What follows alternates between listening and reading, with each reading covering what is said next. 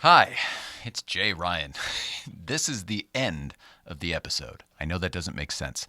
This episode, there were a handful of technical difficulties. Our guest is Bart Kuykens from the Flat 6 Love Affair. He calls all the way in from Belgium. Our caller is Bart from Belgium, that's correct. And we have a bunch of technical difficulties. The interview is spectacular, and I think what you get to enjoy will be just fine. But for a guy like me, it's awful. So this, what you were enjoying is the beginning, is technically the end. Now that we know we've had the technical difficulties, we've actually rectified them, I think. But there are a few things I need to handle first. One, tell you about St. Clair Insurance. St. Clair Insurance sponsors this show, and they are keeping the lights on quite literally for us. We highly, highly, highly recommend checking out coverageforyourtoys.com. Let me tell you about them. You know, they say all that separates men and boys is the coverage for their toys. What kind of coverage? Insurance coverage. St. Clair Insurance has coverage for your toys. St. Clair Insurance is it's an insurance company. There's nothing new in that. But what they are is they work with Haggerty directly. And if you have a Haggerty policy already and you don't have a rep, I would absolutely check out coverageforyourtoys.com. You get yourself a rep. There's no extra cost. All of the processing, everything is still through Haggerty. Everything's the same except when something happens, God forbid, something happens to one of your toys, you have someone to call. You get to call Jeff St. Clair, and he's going to get you through whatever's going on. It's a lot easier than the 1-800 number or going through the website or whatever else. No offense to Haggerty. It's just nicer to have a friend. So get yourself a friend with some coverage for your toys at coverageforyourtoys.com. St. Clair Insurance. Check out Jeff St. Clair. That's what's going on. Also, it's time to wear masks, folks. Put a mask on. I don't have to because I took it off already. We did this earlier, my goodness gracious, but shophunziker.com. Not only do they have masks, although I recommend you get a mask, they have lots and lots of fine automotive art done by the fine artist himself, Mr. Nicholas Hunziker. It's a fantastic company, fantastic products, fantastic art. If the art doesn't speak to you, then move on, but for most people it does, and we highly recommend it. Hunziker.com, shop Hunziker. That's what's going on. All right, now I believe it's going to be me and Mrs. Ryan introducing Bart Kuykens. And it is Mrs. Ryan, but she may disappear for a little bit, and then she may come back. It's all a mystery, folks. Enjoy.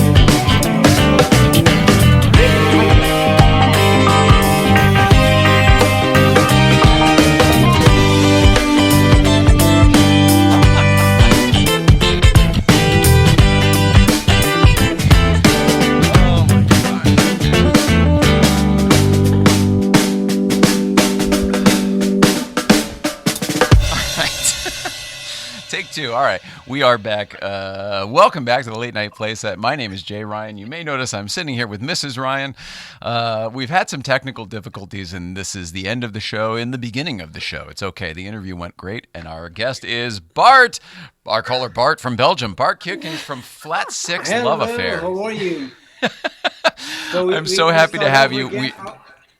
Go ahead. We missed our hellos before, and that was my fault. We had like 6 technical difficulties happen at one, and now I just spilled water on the iPad. So it's one of those days. But Bart, I just wanted to say hello to you, and we start talking about the Flat Six Love Affair in all sorts of weird ways, and I don't remember how it started.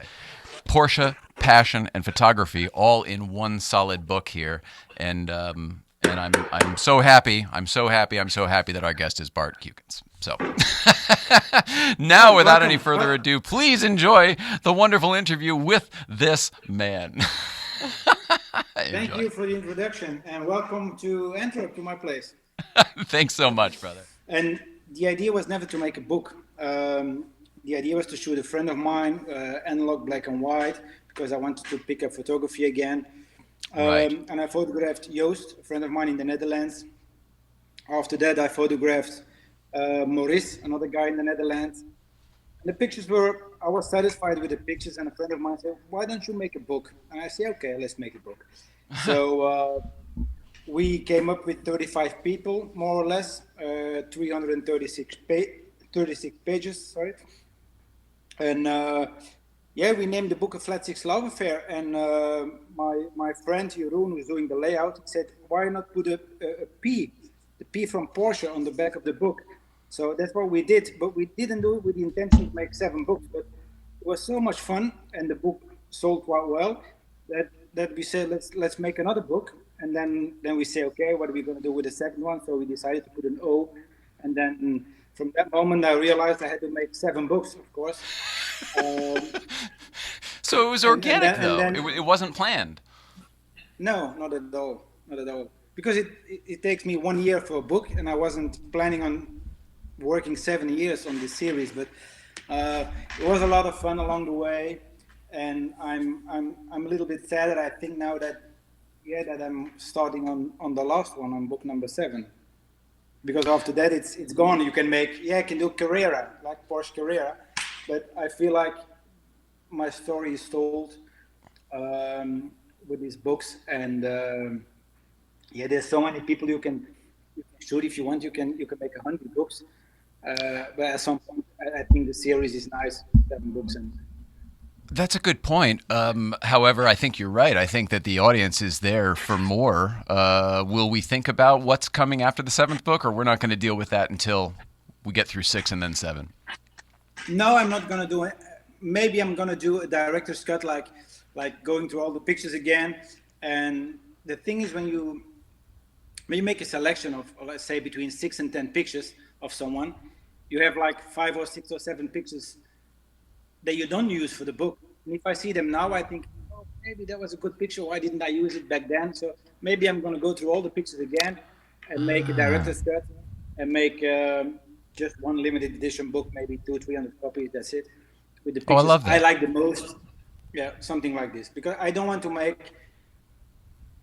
Yeah, you can make a book and another book and another book and another book, and then it's like a series which is never going to end on Netflix. And oh my God, another season. So the series ends when you're done, I guess. Yeah, I think 7 books it's nice. It's more than enough, and maybe I'm not saying I'm not going to do a book anymore, but maybe a different angle. I don't know, because frankly, to be honest, I started in Europe, and then I came to the States for book number 5. Book number 6 I did in Miami, East Coast, and then I had to do the rest of the book in Europe because of the COVID. Of course, I couldn't travel anymore. Right. And now I have only 1 book left, and there's so much places to go. You can go to South Africa, there's Asia, and I have to go back to the States because I promised to shoot a few guys in LA. So yeah. We should say that you were live via satellite from. You're in Belgium right now, right? I'm in Belgium. I'm in Antwerp. Yeah. Yeah. Antwerp. Yeah. It's kind of Yeah. amazing, the technology. I mean, we're complaining about COVID, but it's pretty amazing that we're able to do this. Yeah, we're happy. We're happy we can do this because otherwise it will be yeah, a terrible time. Because So, Bart, it's been almost, yeah. no, no, go ahead. No, I was saying it's almost a year that we are talking with people through the computer and through FaceTime and Zoom meetings, and it's time to meet people again and go out. I think the situation here is a little bit different because it's winter here. At 5 o'clock, it's dark, it's colder. So I see in LA people still go out. You can at least drive together in the mountains. Yes. Or that's what I hear. Yeah, well, I mean, you know what it's like here. At least, yeah, you're right. There's not snow on the ground. We can go up in the mountains and Yeah, distance in each other's cars. When I look at this book, Bart, I think it's the perfect hybrid of photography and Porsche passion. I want to know which one came first for you, and then how this came to be. You know what I mean? Were you a photographer first, or were you a kid who loved cars? no, I wasn't. I didn't love cars at all, to be honest. Oh, I loved football, and I wanted to be a pilot, but like every kid. But no, I never was into cars, to be honest. My interest in cars started when I was somewhere 22, 23. But I see myself more as a photographer than a passionate car guy. So my focus, my goal is always to try to take a nice picture, like you see on my Instagram as well. I like to do portraits. I like to do other stuff as well. So and when I shoot people with the cars, I always like to have the people as well in the picture, like this one there, the guy with the beard. Um, it's for me. It's yeah, that one. It's for me more important to yeah to have the owner of the car in the photo instead of the car alone. So yeah, is that because there's more story there for you? Is it important to have both subjects? I don't really have that much with the car alone, to be honest. It's not that I know. I drive a Porsche myself, but I don't know. Yeah, after all those years, you know the age and the technical details a little bit more than you should. But I'm not like I don't see the difference between a wheel from 85 or 87, for example. For me, it's a Fuchs wheel and end of the story. So Yeah, I know what you mean there. yeah. I love So this for me, shot of Freeman but Thomas with yeah, the Freeman. horse and Yeah, the Porsche. That's the hard to horse say. and the Porsche. But for me, for this picture, for me. I look at the horse and I look at Freeman and the interaction between Freeman and the horse and the car could be another car as well, but it's a Porsche. And of course, it's a Porsche book. But for me, this is more important to see the Freeman and the horse, the interaction between that and the mountains in the background. For me, that's much more important than the car. Because I cannot say which year the car is. It could be a 68, it could be a, I don't know, 72. I have no Yeah, clue. that's a very good point. Well, I like what you're capturing is the relationship. That's what you're focusing on, and then it seems to be that in most of the photos, it's the relationship between even the owner and the car, or in some of these, there's music involved. I mean, each photograph tells such a story, or captures an existing story. It's hard. I really appreciate experiencing your work. It is truly art to me. Thank you. Yeah. But this is because there's no text in the book. Like, it's just the name of the owner, the place, I think the color of the car, the chassis number, the VIN number, and that's it. And for the rest, you use your imagination a little bit. And that's for me, yeah, that's for me the most important thing. So, I yeah. like this guy. Yeah, who's that? That's a bald guy. Yeah. He's a good-looking, talented guy. Well, this picture was taken by Tom Horner from Drive Classics, and I invited him to. We had to shoot Walter Röll, so I had to go to Germany to shoot the legendary Walter Röll, and I said, Tom, if you want, you can fly into Antwerp and do a road trip together. So we drove there all the way up, 2 days in the car, had a lot of fun, and he took some behind the scenes pictures from me photographing Walter Röll, which was amazing, of course. And this is the fun thing about doing the book. You get sometimes you go to a place, you photograph someone, and you leave. But sometimes you make friends. Like I made a lot of friends in the States by doing this book. And there's a lot of people with amazing stories behind that day or that moment that we photographed them. So the thing is always I never prepare for a shoot. I just go there and I take it as it is. If it's raining, then it's raining. If because I shoot everything analog, handheld. I never use a tripod. Um, Oh, wow. so it's a little, yeah, it's a little bit of an experience all the time. But for me, that's better because if I prepare too much, there's too much stuff that can go wrong as well, and then I get stressed out, and I don't want to stress out on the shoot. I just go and let's see what happens. Yeah. I celebrate you. I celebrate you. I love to live the way you do. However, I always get in my own way and I complicate the issue. I can't help it. Exactly what you just said. Yeah, yeah. It's the way I work. It's the way I live as well. I try not to complicate things, and yeah, it is what it is. With my photography, is always. I think in my point of view, it's honest. It's like it is. I shoot fast as well. Most of the time, I'm gone within an hour or 2 hours. Um, that works for me. Some people do it different way, also nice. But everybody has his own workflow, I guess, and modus operandi, and yeah. Are you that are you that are you that speedy with everything? I mean, do you kind of are you always forward thinking and on to the next thing, or do you ever kind of just sit back and enjoy the moment? Your photographs look as though, oh, you were there for 6 days, like a documentary photographer. You were there Oh for no, 6 days, and eventually Freeman Thomas rolled up in his Porsche and a horse came by, and you just happened to snap it. And I know that's not what happened, but that's what it no, looks like. no, because I drove to Freeman without knowing what to do. So he said, I have to pick up my car. So I picked up his car. So we drive a little bit, and I flashed with my lights, and I said, this looks like a nice place, which was there. Um, we took some pictures, and all of a sudden there were two girls. They finished horse riding, and they stopped by, and Thomas said, "Oh, that's nice." And I said, "Yeah." And he called him and said, come over here." And he stopped talking to the girl about I don't know about what. So I do like keep on talking, keep on talking. So take my camera and I start taking pictures, and yeah, that was it. And for the picture you just saw, I said, "Go in the car. That will look better, so you can touch the or hold the horse," and that was it. So you have to be a little bit lucky as well with the circumstances. But yeah, Well, it's remarkable. So, all right, back to because you cannot. photography then. Oh, Yeah. go ahead. No, I was just saying you cannot prepare this kind of shot. Yeah, you can prepare it if you do a setup with horses and stuff like this. But it's never. This was just spontaneous. The horse was there, the car was there, we were there, and that's it. Yeah, if you tried to stage it, it wouldn't have worked.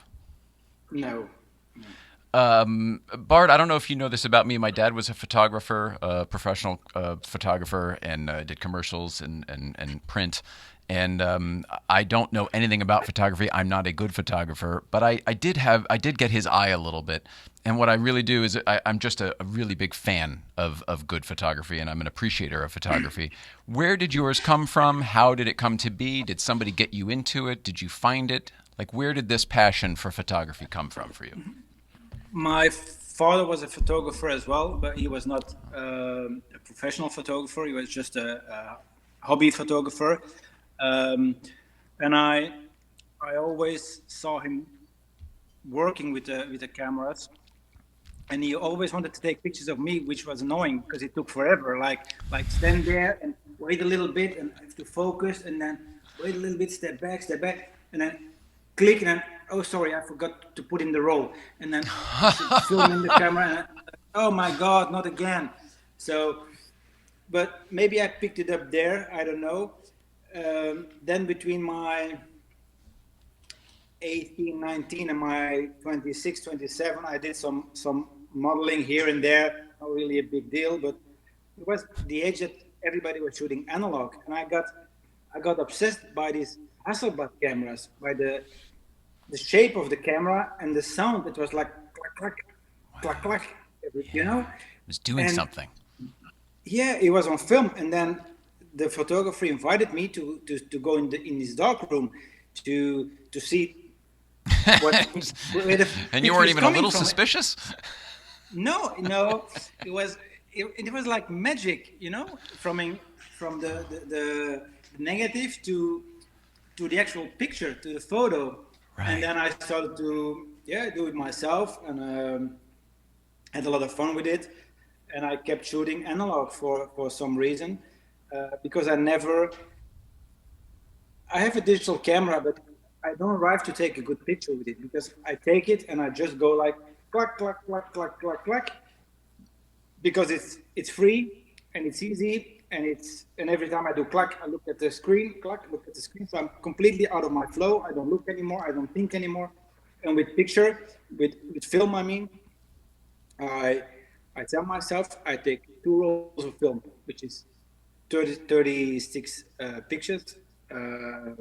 So 2 rolls is 72 pictures, um, and I Oh, have so to make you eight. put that limit on yourself. Yeah, I put a limit on myself. So I need between 8 and 10 pictures for the book. So yeah, out of 72 pictures, it's not that much. And if I would do the same with a digital camera, I would shoot 500 pictures or 1,000, and end up with the same 8 or 10 pictures. So, and it just doesn't work for me. That it's too much buttons, and it's annoying for me. It doesn't work. So yeah, Are you it I makes stick you to be the. more mindful for sure. Are you a mindful person in general? I don't know if that's a question. Uh, I don't know Okay. to answer that if I'm mindful. I It just seems it seems the to me analog. if you're going to force yourself to, instead of just taking 1,000 quick snaps, if you're going to force yourself to take 72 shots, you're going to make sure that you are taking your time with intention and capturing exactly what you want versus just Yeah, yeah, whimming it. yeah, absolutely. Yeah, I try to stay in my flow. Uh, I know I only have 2 rolls. Sometimes I take three, but most of the time I shoot 2 rolls of film. I know my time is limited. I know my pictures are limited, um, and yeah, it works for me. It works for me, especially because I cannot look at the screen. It keeps me in this flow, in space of shooting film. Um, and yeah, it works for me. I don't know. There's a lot of people will probably say the same. We shoot analog because this is the way analog photographers work and think.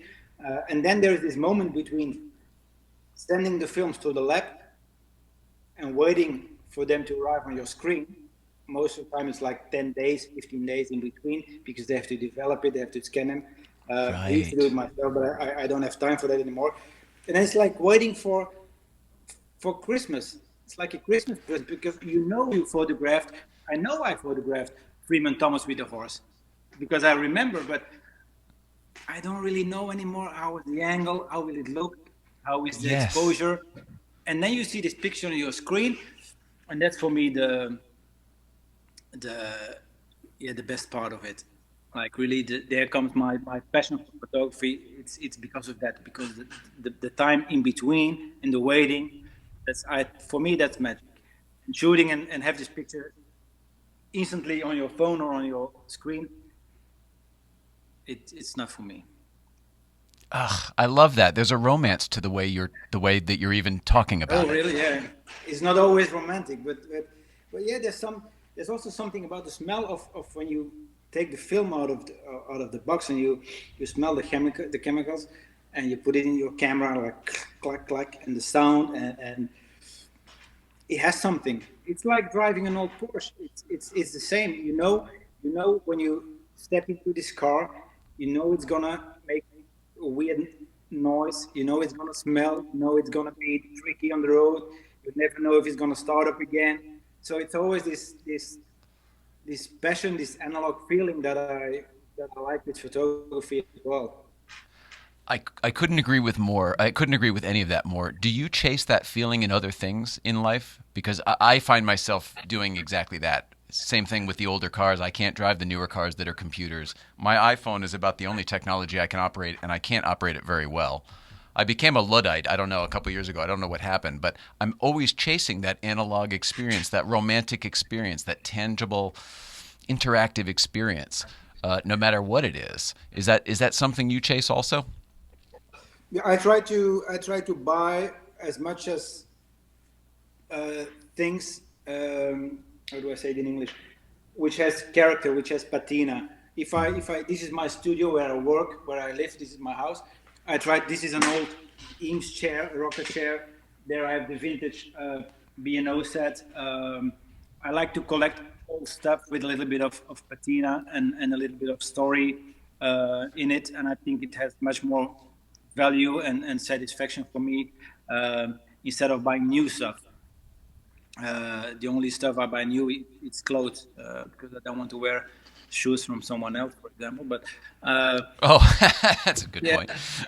yeah, sometimes a jacket here and there. But I like old stuff, and maybe it's because I'm 45. Maybe it's this kind of romance, like you call it, because you go back to a certain time in your life when this was new, because this was new at some point Right. as well.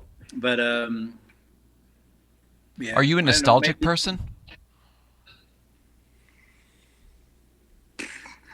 it depends on my mood. Oh, that's If fair. That's it's a great answer. yeah, if Can you it's be a if it's nostalgic if it person? yeah, yeah, yeah. If it's Sunday evening and it's raining and it's dark and it's cold and I'm alone and I feel a little bit lonely, then you get nostalgic, of course. But most of the time, when I'm traveling, when the sun is shining, I don't know. Then I like to go as fast as possible because I'm always like I wouldn't say nervous, but I'm always on the hunt for something, and I get bored easily when I do the same stuff over and over again. Uh, so yeah, but I don't know if I'm. You know, Well, there's no wrong answer. I was just curious because I just there seems to be so yeah, I much was thinking. Yeah. there seems to be so much intention in your work that I don't know. I guess I'm trying to poke around a little bit and see what kind of person you are. If that No, but makes yeah, any but sense at all. no. The thing is, for my work, I need this. I need to be obsessed by what I do. When I have a shoot with someone, if it's a boy or a girl, uh, I need to, and don't get me wrong, I need to fall in love in the morning uh, with the idea that I'm going to take pictures and with the results. Because otherwise, if I don't wake up in the morning like really excited, when I don't go to sleep full of adrenaline because I photographed someone, then I prefer to do something else in my life. That's Does it interesting. make sense? Yeah, it Yeah. does. No, it does. I just I don't know. I think of myself. Oh, I don't know what's going on with my gear here. This is the worst technical show ever. I apologize. So dropping cameras left and right. I don't know what's happening, but the conversation's great.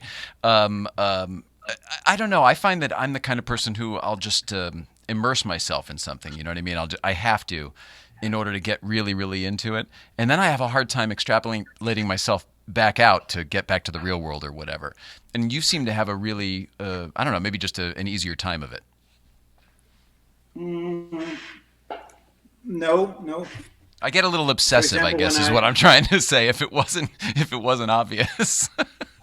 okay, yeah, yeah, yeah, yeah. Okay, I get it. Do you have any of that? Problems by going back to the normal life? No, yeah, just yeah. I don't know. Maybe. Do you get obsessive in the same way? I mean, you sound to be able to adjust pretty quickly and easily. Yeah, but then I have, for example, when I fly to LA, then I come from Antwerp, which is a quiet place, which is a village compared to LA, and then I'm quite zen in a zen mode, and then I go to LA, and then it's overwhelming for me.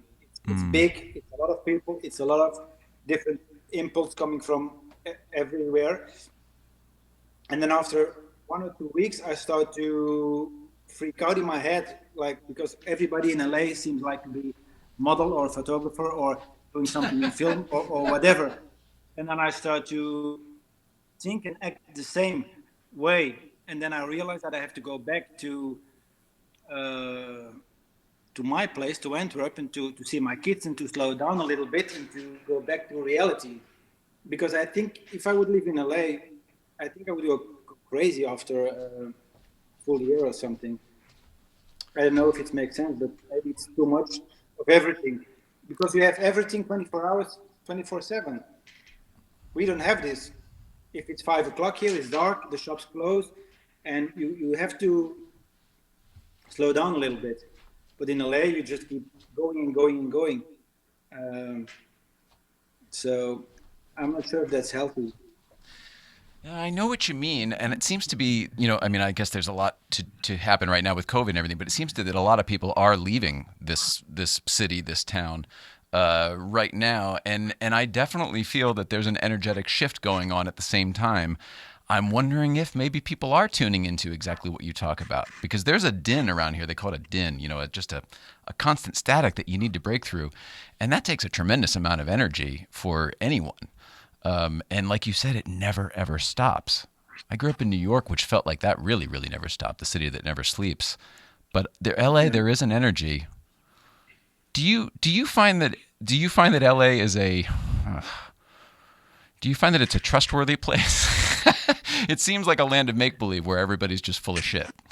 Yeah, but it's a lovely place, and I fell in love with LA as much as I fell in love with Miami, and but I think the quality of life um, in LA is not. I think the quality of life in Europe it's bigger. You get more uh, for the money. Let's say. I think in LA you have to make a lot of money to have a comfortable life instead of because struggling doesn't seem to me like having fun. If you have to struggle to pay the bills every at the end of the month, then just a city with expensive palm trees. Right. So What are you paying and for? yeah, what you're paying for, you pay for the palm trees and the sunshine. It's okay, but it's. I see a lot of people, friends, are struggling as well, and I think it's not the life that I want. For me, it's fun because I go there and it feels like holiday, and or I pay myself or I'm paid by a client, and then everything feels like okay. But if you have to pay the rent and it's like really expensive and you're struggling by the 21st of the month and you have still 10 days to go, Start stressing we again? it's stressing again. And we don't really have that in Europe because life is much, especially in Antwerp, is cheaper. Oh, Um, interesting. Cost of living. oh yeah, yeah. For €1,000, you can buy, you can rent a really nice apartment, like a really nice apartment, for Really? $1,000. Yeah, and we are 2 hours from Paris. You are 2 hours from London. You are 2 hours from Amsterdam. So sorry, we're very central located. So life is, I think, quality of life here is great. That Yeah. sounds great. It makes me want to come there right now, though. Oh yeah, you should come. You should come. No, it It's a, makes me it's a want to good. stay. It makes me want to come there and stay.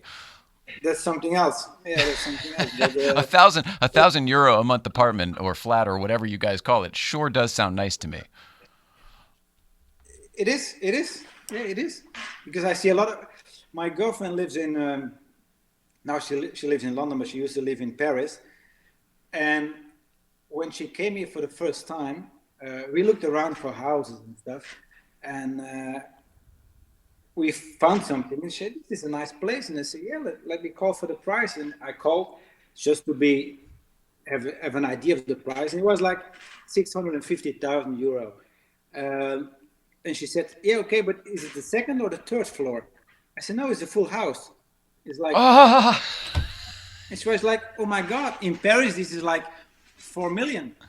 right. Um, so this is the thing about Antwerp. It's affordable. It's affordable. Wow. Yeah, which Goodness I gracious. prefer. Traveling, though, you're not going to be able to get back here anytime soon, probably. I hope I can come at the end of February, but I'm Oh, afraid it's not going to happen. oh. Uh, I don't know. I don't know. The numbers are going down here, but now they stabilize and they're going up a little bit again. And I'm scared with Christmas and New Year. Everybody's going to go back together, and then a couple of weeks later, we're going to be screwed, Yeah. and we're going to third wave. And I think we will have the same in US. And I'm not sure with the new president coming. I think he's going to close everything down for 1 or 2 months. You think so? That's what we're here. Yeah, just to make a point or to help or I don't know. But yeah, I hope it's not going to be 21 like it was 2020, but I think it's going to be March, April. At the Things are earliest, going yeah. to be, but this is what I hope for. Yeah. Well, I hope so. how something we ask all our guests lately, how are you keeping busy during this time? I mean, there's only so many things in your home you can photograph, right? Yeah, but I've been traveling to London and Paris a couple Oh, of okay. times. Yeah. So So you're able to work during this time just carefully. yeah, the borders are not closed, so you can go for work, you can go to see your partner. That's possible. If you come back, you have to do the quarantine. You have to quarantine yourself for 10 days or 14 days. What I do, I come back and I do a test, uh, and then if I'm negative, I feel okay to just go out, and then a couple of days later, I do a test again, just to make sure that my kids, my mom, are safe. But I have two kids, and I see them week, so I'm quite busy with them. They go back to school now. The schools are open again. Oh, that's Uh, good. yeah, that's good. The shops are closed, or they're gonna open again. I don't know, sure, because they change every 3 4 days. Um, but yeah, I try to keep myself busy. Yeah, meet with some friends in Antwerp, try to shoot some portraits of them. I have a shoot on Sunday in Luxembourg. It's just next to Belgium. It's like a 3 hour drive. I need to photograph someone with his car. It's So wonderful that you're able to stay so active and work. well, it's not active. It's still boring, but it's not like it used to. No, it's not like it was before. But uh, yeah, it's not like sitting at home all day doing nothing because I would go crazy. But and some days I go crazy as well. I think, oh my God, this has to end because this is horrible. But on the other hand, if you think about it, we have a roof, I have food, I have my computer, we can talk, I have my car, you can call friends, I have books. There's nothing to complain about if you think about it. Agreed. There's a lot to be grateful We for. complain and we like to complain, and I complain as well. Sometimes I think I talk to my mom or to a friend and say, I'm bored of this shit. I'm just going to do whatever I want to do, and I fuck it. But I yeah, respect that it's been also. a it's been a tough year, and but yeah, I think we're in a good situation. What I mean, we still have food, and we're not struggling. I mean, this is important for given, yeah, given where we yeah are, right? yeah. Um, well, back to the book and Porsche and everything else. Those are two things we keep saying passion.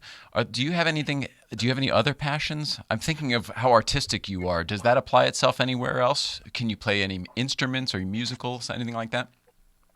Yeah, I think I bought 15 guitars over the last 30 years, but Okay. I never played one. So I bought one. I say I'm gonna go for it, and then I do one lesson, and I say, oh my God, it's too difficult, and then I give it away. And then 2 years later, I buy another one. I say, now I'm gonna go for it. But I think I have to. I think I have to stop fantasizing and realize that I'm not a musician, and I have to give up that dream of playing an Do you, instrument. do you hang them on the wall, or are they just sort of on a stand in the corner as It's, decor? It, yeah, it's decoration, but now I cleaned up the space, so I don't have it anymore. I have a couple of harmonicas, which I also think that I'm gonna play, but it's not gonna happen. Uh, I'm skating again because my oldest son is 11 now, and he wants to skate. So I bought myself a new deck again, and Whoa. I've been skating last week. It was beautiful. I felt like I was 16 again I was going to say, at until 45, how are you able to do it? Yeah, I felt like 16 until I ended up in the sofa that evening, and then I felt like 85 because I was like That's yeah. stiff, like oh my God, I was like Jesus. But it felt good, and every time they go, I take my deck and I go with them, and yeah, they're seven. My youngest son is 7. My other one is 11. So they still think I'm cool, and this is gonna last for another 3 4 years, I think. And then they say, you can leave me here, and it's okay. So I'm preparing That's for that so as well. funny. So at the moment, I try to enjoy it, and if I can skate with them, then why not? Oh, that's so funny. Is it? Because Do you have a regular? I forget what they're called, but a regular, like a trick board, or do you have a long board, or what? What are you riding? I have a longboard as well, but in Belgium it's not really that much fun. But I have just a regular board. Yeah, yeah, I want to see this. I hope at some point you put up a video or a photograph or something. I want to. A yeah, video would be better. I want to see you skating. yeah. And the funny thing is, I photographed Christian. You know a lot of skateboarders. No, I mean a few. Okay. Few. Yeah, I photographed Christian Hossoy in LA, and then a couple of weeks later, I photographed Tony Hawk in Berlin, in Germany. And I took the picture, I think, 2 years ago, and my son was not interested at all. But now he's skating, and now he's realizing who Christian Hossoy is and Tony Hawk, because I know Tony Hawk from the PlayStation game. And I say, you know what? I said to my son, I photographed him. You remember? And I showed him the picture, and he's so proud, but he didn't tell me. And he doesn't tell me. And at some point, he got a friend request from Christian Hossoy, because I texted Christian. I said, "This is my son," and he started to follow him, and he was so proud with his friends, like, Christian Hossoy is following me, and my dad took pictures of him. So it's fun. It's fun. Yeah. Oh, it's wonderfully fun. I love Yeah. that. For them it's fun because it's like, Christian Hossoy, it's a hero living in the States, and he was my childhood hero as well, to be honest, because when we were skating, we got a little bit of information from the States, of course. And back in the days, it was like, Hossoy and Tony Hawk and Caballero and all these guys. And it's fun now that they're still skating. All those after, It's kind of 30 years amazing. later. After It's kind of after all the, amazing, I mean, they're older than you, right? yeah, absolutely, yeah.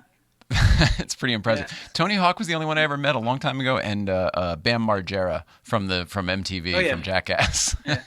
The crazy one. Yeah. Hey there. They're a great skater. You want to come in here? Look at it with Bart. We've got an old friend of yours. She's coming in. Mrs. she is is. coming in.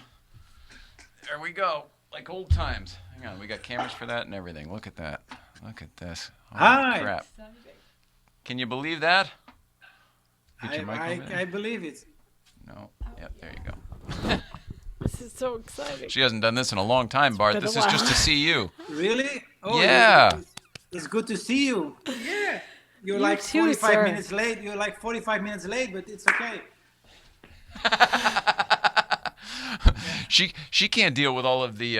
Remember in the beginning there was a lot of technical stuff. We got to do the opening over again and everything. It's a whole to do. But Bart has been amazing. He's telling us all about the Porsche passion and then the photography stuff and everything else. And now we're talking about he's skateboarding with his kids. He's 45. He just bought a skateboard again, and he's literally out there doing it. And the kids love it. And then he had not Tony Hawk, but the other guy had them follow the kids on the social media, and the kids now think Dad's cool again. That's awesome. Love it. Do you have any questions for Bart all the way in Belgium? Bart from Belgium calling in. You've been super busy. What's the most resonant thing that sticks in your head that you've been doing This year or before? this year? This year, and didn't do that much because of the situation, of course. But I think in the beginning of the year, I think I was in LA in January, or was it last year? I don't remember. I think it I was feel this like we year. saw you at the beginning of the year. I think you're right. Yeah, with Porsche Experience Center in LA. Was it this year? I think it was. I really think it Yeah? was. I think it was the beginning of this year. Oh, maybe think not. you're- I don't know. It's all a blur, Bart. I don't know. It's a blur. It's a blur. You I have know. plane I tickets, know I I was don't in LA, and I know I was in Miami for DRT, but that was February. But I don't know if it was. I think it was last year. This year. Yeah, I think you're right. It was this year. So yeah, the beginning of the year was busy, and then and then the rest is history, of course. But yeah, I've been busy shooting. I had a lot of fun in the States, and especially with this book number 5, the one you had was an amazing book for me, because I think all the people are from California with the C book. I have it right here, and there's some. I Well, made you a have lot of- I mean, everybody, all of the LA Porsche people are in here, from Magnus to Rob Dickinson and Zwart and Freeman, and there's Matt Farah. I mean, it's almost like the whole LA clique. You got them. got There's Kevin everyone. Lynch. You got Yeah, Jay everyone. Leno, of course. I mean, Oh, seriously, if there's Gussie. I have a Gussie's in great it. Holy story. No cow! way. Is there? Can you still buy Bart? Can you still buy the older? The P through. I don't Well, know. the The thing first is, five. Can you still buy the first five edition? yeah, the thing is, book number P and O, the first two ones, I'm down to like 50, 60 copies. So I'm only selling them if you take the full set. But if you want it, I can send one to you. That's no problem. But yeah, if I go through the book, See I Bruce made a Meyer lot. here as well. Yeah, I made a lot of friends uh, by shooting these guys, and I'm really blessed for that, and I'm really grateful. You know what? With Bruce Meyer, I photographed him in his in his man cave in Rodeo Drive. You been there? Yeah. No, I've only seen it. Oh, Only seen it on television. so I came straight from the airport. I went to the hotel. I woke up in the morning. I was jet lagged because it's a 9 hour difference. And I was like, you have this feeling like, oh my God, I don't know if it's real or am I still sleeping? It's all blurry. You want to eat a burger while you should have breakfast. It's all jet lagged. So yeah, that's the guy. So I went to Bruce Meyer. I photographed him. So the shoot is over. Um, we drink something, so we both have a Coke, and we have a talk. And he say, "Who else are you shooting in LA?" So I say, "Okay, I'm doing Jeff Swart, I'm doing Rod Emory." So I come up with all the names, and he say, "Is there somebody else you want to shoot?" And I'm like, "Yeah, Jay Leno would be." And he said, no problem. So he takes his phone, he put him face up, he dials the number, he say, I'm gonna call, I don't know his name anymore, Bernard. He said, Bernard is the guy you should call if you wanna have Jay Leno. So he calls Oh, on Bernard speaker, from the garage. Yeah. Bernard from the garage. Yep. So he said, He's the only Bernard, one with Jay's cell number. yeah, probably. So he said, Bernard, he say, can you give me Jay on the phone? So he calls Jay, and Jay Leno comes on the phone, on speaker. And I'm starting to be nervous. And Bruce Meyer said, hey, Jay, I have a guy here from Antwerp. He's an amazing photographer, and he didn't see any of my pictures yet. So I started to get even more nervous. And he say, he wants to shoot you for your book. And Jay goes like, yeah, I'm busy. Give me his number. I call him. So I give my number, and he hangs up the phone. And I'm thinking like, yeah, I never hear from him again. So Right. 2 days later, I'm in driving, and I'm in traffic jam, which is highly unusual in LA, as you know. Um, so I'm in traffic jam, and my phone goes off, and I'm in the car, and I take the phone and say hello, and he goes like, "Hey, it's Jay," and I said, He said, "Hey, Jay Leno," and I said, "Hey, Jay, how are you?" He said, "I'm fine." He said, "You want to shoot me for the book?" I said, "Yeah, if you want." He said, "What about Thursday, 2 o'clock?" I say, "It's okay." I say, "Okay, I see you then." I said, "You know where it is?" "Yeah, it's in Burbank." I say, "Okay, see you then." That's it. So he hangs up the phone. So I went there on Thursday and was like, "Yeah, you know the place, Jay Leno's garage." And he said, "Hey, here I am. What do you want? You want this car, this car?" So it took me like 7 hours to choose the cars. Um, but yeah, it was a lot of fun, and he was cool. He was very humble, and yeah, I was really happy with that one. I bet. I bet. That was. Were you? That's kind of a silly question. Were you a Tonight Show fan in any way, or you just know him from the car community? I'm just curious. I I know I in of course I know him from the Tonight Show, but I don't think we had that show on television here in Belgium like every day or every week. I don't know if it's every day. And then I know him of course from his car collection, but I Right. didn't know he was really into, because he's not really into Porsches that much. I think he has a three a Carrera 2, and then a 911, and then probably something else, but not like Carrera GT, but I think you're right. yeah, That's it. that's it. I think 3 or 4, not like he's more into the really old stuff, like the big old cars. He has He also some likes really making his nice. own cars and steam cars Yeah. and Yeah, stuff fabricating like this. stuff. Every Yeah, time we've seen him, it's in something with an open top and like a flight helmet. Like it looks like. yeah. I The love place is that guy. amazing. If I say, "Can I have a look?" See, yeah, go ahead, and it just keeps going. You know, this place like another hall and another hall and another hall, Did you and explore the whole place? Because people think it's a big building. It's like a dozen buildings. It's the whole block. It's it's the whole like street.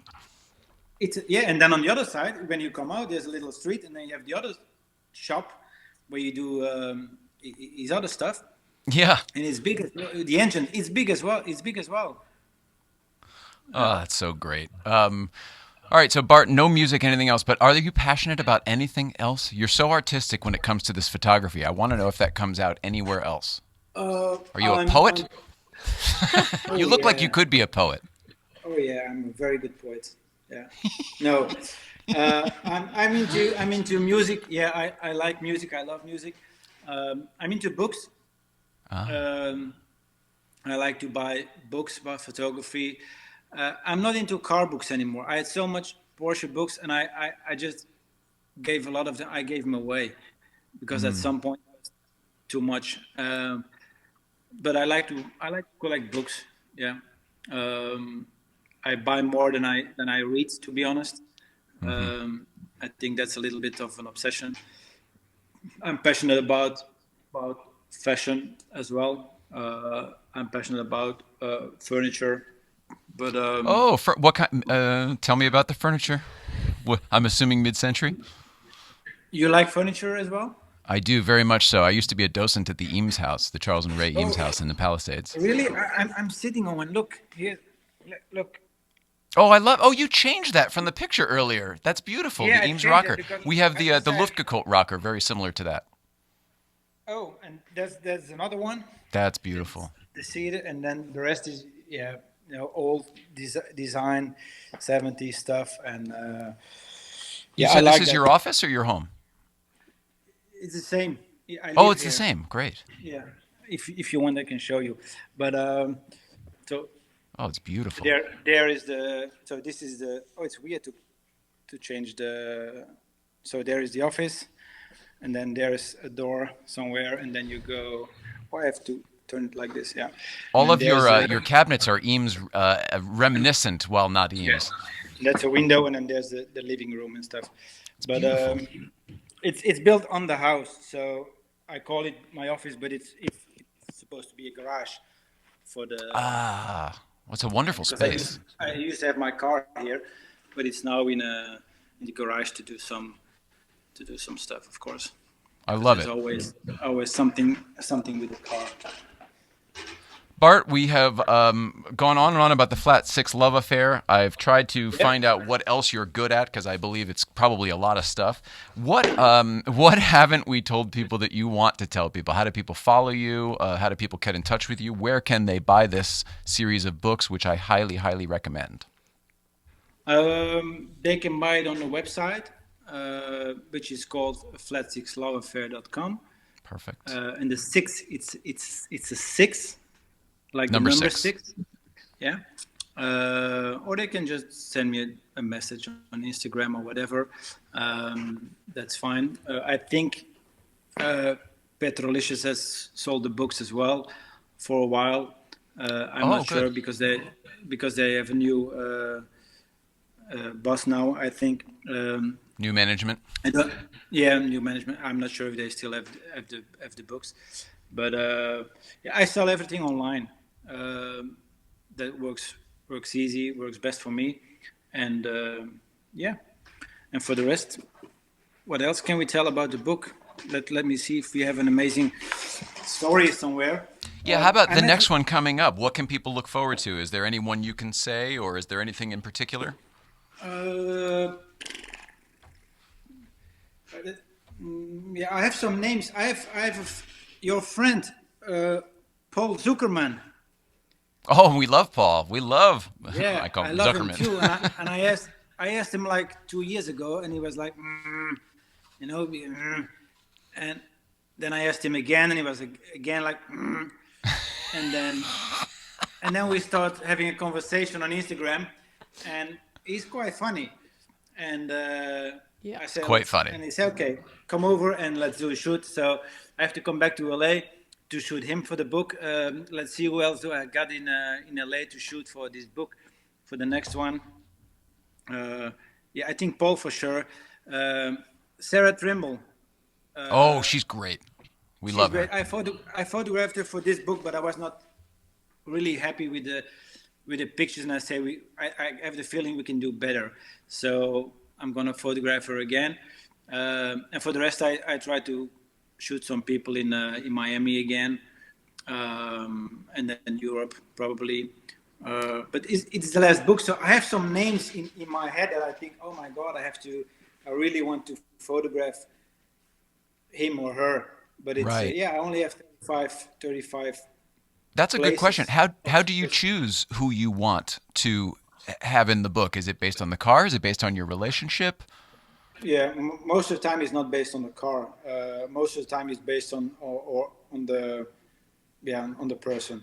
Oh, Or that's if great. I like him, I think it's funny, or he has a good vibe. Because I told myself from book number 1, I told myself I don't shoot assholes. So if I think if it's an asshole or something, I don't want to take pictures of him. Whatever he's famous or not, I just want to work with nice people because it's my book. And Yeah, and you I can do it however you want. And also, can that's do a it pretty whatever good I rule want. of thumb. Yeah, for this reason I do everything myself, and it's sometimes it's a little bit of pain in the ass because you have to finance everything yourself. But at least it's my book, and at least we don't have every 5 pages an advertising from whatever shampoo. So it's just now it's a nice book, and I can put in whoever I want. And sometimes it's just a friend, and sometimes it's someone really famous. And this is what I like about doing the book, because one day I go to Jay Leno, and the next day I do whatever. I do Maria Casey, for example, which is an amazing. She was on the show Oh, as well. she's in here too. Oh, that's right. I forgot. Brit Pop-Tart. Yeah, Oh, I love yeah, her she's in too. this book. Yeah, And I just saw it's Patrick one of the. Long. I mean, everybody's in this book. That Porsche girl. Yeah, Lara. It So was her great. first shoot, by the way. She was your So first shoot? Is that what you said? I think it was the other way around. She was just on Instagram like a couple of days or weeks, and I contacted her. I said, "Hey, I want to shoot you." Oh, you were her first shoot. Wow. Yeah, this is amazing. I mean, it's happening again. Every time I open it just to try to find something, I get lost. Oh, John Benton, of This course. is one of The is one great of John my Benton doing my amazing work one of my in the favorite shop. pictures is this one. Oh, John, yeah, but John is amazing. John is like a father and a brother at the same time. Bravo. He's just an amazing guy. I met him, and it was like from the first minute we had this chemistry between us. Like he understands me. And 2 years ago or last year, we did a trip in Europe with the guys. We do every year. We do a little trip, and I wanted to invite a special guest. And I called John. I said, "John, we're going to do a trip. It's 3 days in Germany in the Black Forest." And he said, "Okay, I'm coming." I said, "Are you sure?" He said, "No problem." So it took a flight from LA to Switzerland, from Switzerland to Brussels. I picked him up in Brussels. He drove with us 3 days, and he fly back. So this is John. He just came for 3 days, and he didn't want to drive. He was just like relaxing in the car, doing stories, because when he's doing a story, it's a story. So, Yeah. and at some point he's driving, and I'm getting a little bit tight, and I said, "John, do you want to drive my car?" He said, "No, I'm fine." And after 2 hours, he said, "Yeah, let me drive the car." So I go on the other side, but I have to be honest, and it's not a secret, but I shit my pants when I have to go on the passengers. I really don't like it. So I go in my own car. I buckle up. I said, "John, take it easy." Of course, I said, "Yeah, no problem." So he starts. Vroom, vroom, vroom. There's a car in front of us. He goes bam in front of the car, and he goes like a maniac in my eyes. I said, "John, stop it. John, stop it. We have to take gas. We have to stop for fuel." And we drove like, I think, 3 minutes, 4 minutes. I said, John, you have to stop because I'm shitting my pants. And he was laughing. And all the way, driving and laughing. And said, look at the road. And I was so scared. And he's an amazing driver, but I just don't feel that comfortable to drive with someone else. Is that any? So that was going to be my question. It wasn't just him. It was that you're a bad passenger in general. Yeah, I'm scared to death when I have to drive with someone. Even if I trust them, it's the same. When I was with Walter Röhl in Germany, he said, "You want to drive?" I said, No, thank you. I'm with my own car. And then, my friend as well.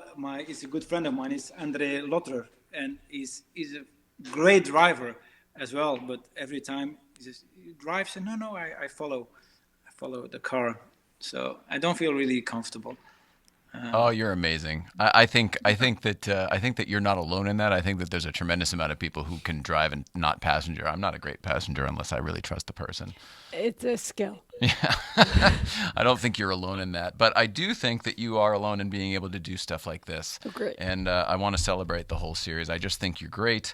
And that people should definitely go buy this book series, Flat Six Love Affair. You won't be sorry. They're just spectacular. And every time you pick it up, you're going to get lost in it. So I highly, highly, highly recommend. Great. So what do you want to talk about? Do you have something new? Do you have something exciting? Who was on the show lately? Who's coming? Well, the other day we got to wrap it up. But the other day we had Adam Ferrara that was really fun, and I was going to talk about that at the beginning, but we have to redo the beginning, and maybe you can be here for it now too because we had some technical stuff before, and I didn't want to make Bart wait. We'll do it now instead. Okay. Gee whiz, Bart. No, Adam Ferrara from Top Gear was really fun, and then we've got we'll have Rob Corddry from the new Top Gear coming in soon. As soon as this COVID wave settles down, I talked to him the other day. And I think Tanner Faust will be coming in soon, hopefully, and maybe Rutledge at some point too, thanks to the help of Adam, obviously, on that. So yeah, good guests coming up for sure. Yeah, excited about that. It's exciting. And then we're doing a new segment where I'm driving more. We're cool. driving because I drive all the time, and people have been asking to incorporate some of that into the show. So we're gonna be doing some more of that. I can't wait for that. I can't wait to see that. Oh, thanks, you guys. In the meantime, it is time to say goodbye to Bart in Belgium. Our caller, Bart from Belgium.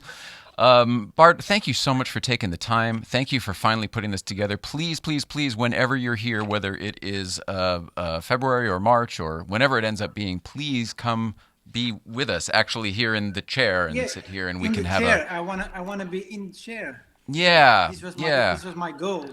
And then we can share energy because this is fine and everything, but it's not the same. It's not the same. It's not the same. But if you would stick around, just because we have to record one more thing with you afterwards, after we say our goodbyes to our friend at home. Here, okay. There we go. Mrs. Ryan tomorrow, Good Vibes Breakfast Club up at Newcomb's Ranch, 9 to 11, where we will be recording some of the "What Are You Driving Today" segment. Can't wait. David's out there today. I sent him a picture of the slate, and he's sent me a picture of him putting GoPro mounts on in the world, out in the wild. It's very funny. Anyway, we'll be doing that, and then this weekend is up in the air. I don't know what's going on. COVID's keeping everybody in, and I think we may abide as well. So we'll see. But that's what's going on next week, Tuesday. We may not be here. I have to do a show at Smoking Tire again that day. So we're up in the air. If I can get a show together that we put up in the meantime, I'll do that. We'll see. So that's TBD, but we will be back next week. That's about it as far as that stuff goes. We love you at home. Mrs. Ryan's here. This is very exciting. It's like the old days. Please love one another. And anything else? No. That's it for the goodbyes. That's all. Thanks very much So to Bart. to Bart Kuykens. Good to see you. Good to see you. Yeah, oh, you're amazing, man. And again, stick tight. We'll be right back with you. But for everybody else, love you at home. See you tomorrow. Or, that's not true. Unless you're at Breakfast Club. Totally true.